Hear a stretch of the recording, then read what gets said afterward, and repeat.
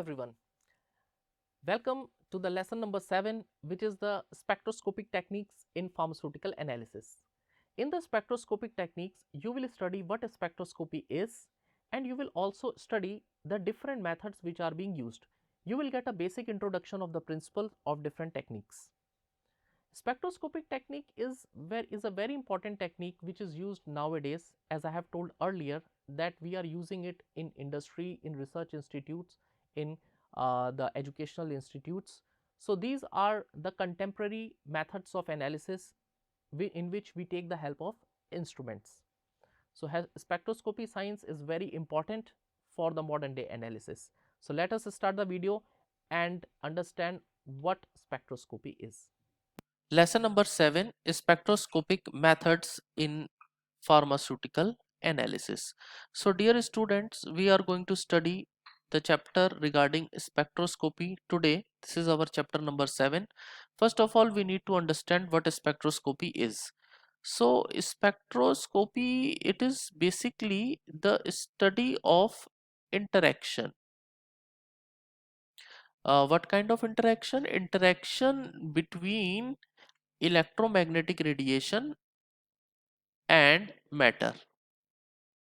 So we will study the interaction between electromagnetic radiation and matter. What we will do is there will be a sample, our sample, and we will subject it to electromagnetic radiation. Different kind of electromagnetic radiations are there. These electromagnetic radiations can be ultraviolet light, visible light, infrared light, radio frequency. These all different kind of electromagnetic radiations are bombarded on the sample. The sample will absorb the electromagnetic radiation, and through this interaction there will be some information that will arise, and this information will give us, or we will calculate by ourselves the property of the compound, or we will identify the sample. So this is the basic technique. Let us repeat it once again. A spectroscopy is the interaction between electromagnetic radiation and the matter. Matter, the representative of the matter is the sample. We are having one sample. We will put electromagnetic radiation onto it. Sample will absorb the electromagnetic radiation. There will be an information that will be arise. Information means what range of radiation was absorbed. Like for example, in UV, what was the wavelength of the radiation that was absorbed? In infrared, what was the wave number of the wave that was absorbed? By this information, we will check the property of the compound, and thus we will identify the compound in the sample. So it is a very powerful analytical technique. This is one of the most sophisticated techniques that we use right now. They are very widely employed in pharmaceutical analysis. Notably, ultraviolet and visible is used most of the time, and ultraviolet, visible and infrared technique is used most frequently, and NMR and mass spectrometry, they are used basically in the research and development department in the company. So these methods are used for identifying and also for characterizing our compound. So in this chapter we will study three main spectroscopic technique. One is UV visible spectroscopy, second is infrared spectroscopy, and third is nuclear magnetic resonance spectroscopy. So let us move on to our first spectroscopy, which is UV visible spectroscopy. So what will happen is that there will be UV and visible light. See, actually visible light is combined with UV most of the time because their wavelengths are adjacent to each other. UV comes in the range of 200 to 400 nanometer, and visible range is 400 to 800 nanometer. So these two radiations have similar kind of property, and that property is that they are able to excite electron in a compound in the sample. So function, as because their functions are same, these two concepts are taken along with each other. So what will happen is that there will be UV light or visible light, we will subject it to the sample. The sample will absorb, as I have told you in the previous slide. Our sample will absorb the radiation, and we will measure the absorption. We will measure the wavelength which is absorbed. We will measure the amount of light which is absorbed. These two are absorbed by the sample, and we just measure it with the help of our instrument. And this wavelength and the amount of light tells us the qualitative aspect of the sample as well as quantitative aspect of the sample. So what we do here is, what is the application of UV spectroscopy? It is used for the quantification of compound. Basically those compound which are having conjugated systems. Conjugated means there are double bond alternate with the single bond, like this. For example, benzene. Benzene is a conjugated system. In benzene there is a double bond alternating with the single bond. Or and naphthalene, anthracene, these are all conjugated systems. So basically we are performing the identification and quantifications of the conjugated system through UV visible spectroscopy. Now this is a typical example of these three compounds, benzene, naphthalene and anthracene, and this is a UV graph. The absorption will be shown like this, and what is there in it is, you are having on the x-axis you are having the different wavelengths, that means, and in the y-axis we are having the amount of the light that is absorbed. So these, there is a graph between two, and you can see it has been indicated that the black color graph is of benzene, the blue color graph is of naphthalene, and red color graph is of anthracene. And that is how you get the graphs of the sample in UV spectroscopy. So you must know what the shape, the kind, the nature of the graph that is obtained. Now next technique is infrared spectroscopy. It is also a very important technique. Infrared spectroscopy basically deals with the infrared radiation. That deals with the infrared radiation. This infrared radiation is subjected to our matter, our sample, and this infrared radiation will tell us the type of bond which is present, and that is how we can identify the functional group present in the sample. And this technique, it actually considers a bond like a spring. The two atoms attached to each other with a bond. This bond acts like a spring. There is a to and fro motion of this bond. There is a vibration. Due to this to and fro motion, there is vibration. And when infrared light is put on the sample, this bond absorbs infrared light, and there will be an increased vibration. The vibration will increase, and there will be a peak that will be shown in the of the sample, and this is this method can be used to identify the type of bond. So we are using this infrared spectroscopy for the identification of pharmaceutical compounds.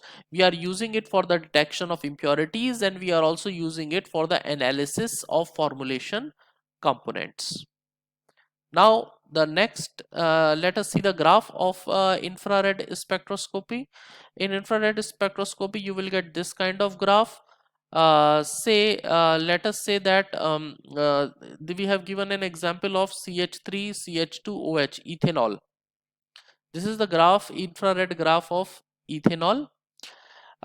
This particular peak over here, this particular peak, you can see these are the peaks. Okay, these are the most prominent peaks that you can see here. So in this graph, these peaks will show the type of bond. The peak that you see around 4000, it indicates the OH bond. This one, the peak over here, it indicates the CH bond, and this peak over here, it indicates C single bond O bond. So different types of bond can be identified through the different peaks obtained in the infrared. Now coming to next technique, which is very important, it is NMR technique. NMR stands for nuclear magnetic resonance. What happens in NMR is that we know that some nucleus have spin. They are able to spin. There are some nucleus which can spin. For example, hydrogen atom. The nucleus of hydrogen atom, it contains one proton into it. There is no neutron, and it can spin on its axis.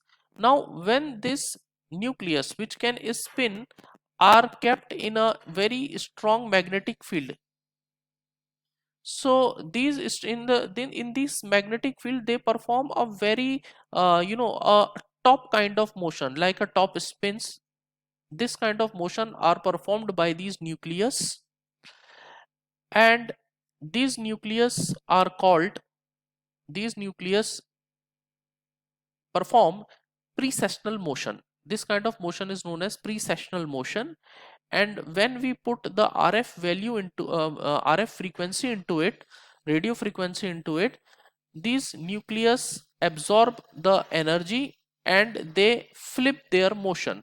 Now, like for example, they were moving like this, and now after absorbing the light, they start moving in the opposite direction. Their spin gets flipped, and due to this we can identify the number and types of proton.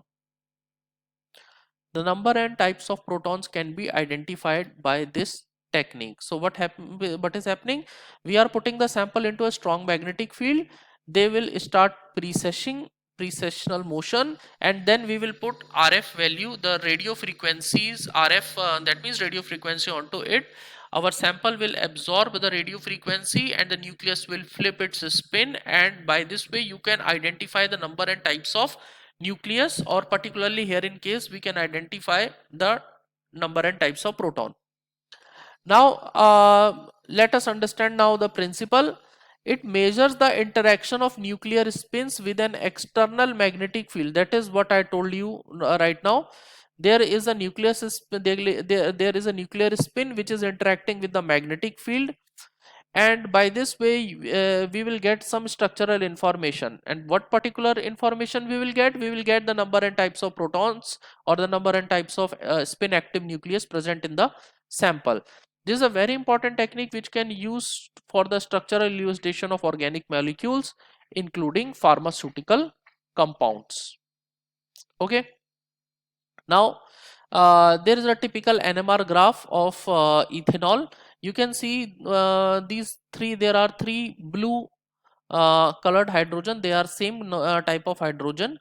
These are CH3 hydrogens, and the graph of these hydrogens are over here, and these are two hydrogens.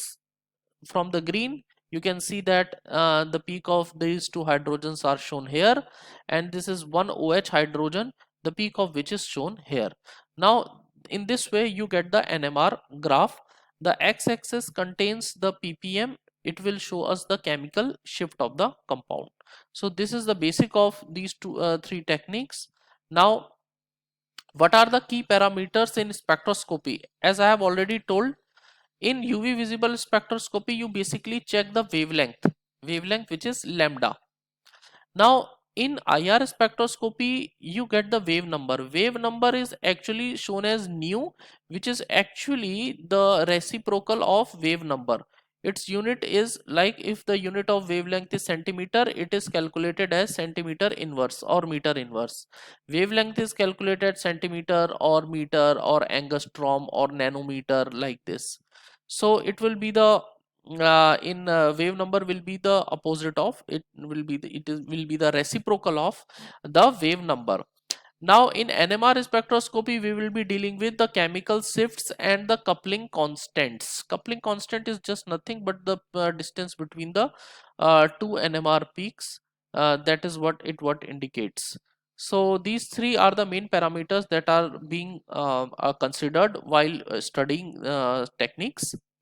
Now what are the applications in pharmaceutical analysis? As I have already told you, UV will check the number and types of double bond, so that can be used for the identification, and it can also be used for calculating the drug concentration in the formulation.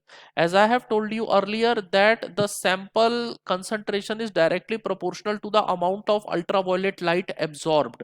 The higher the sample will be in concentration, the more amount of ultraviolet light will be absorbed, and you can, by this relation, you can understand, you can calculate the drug concentration.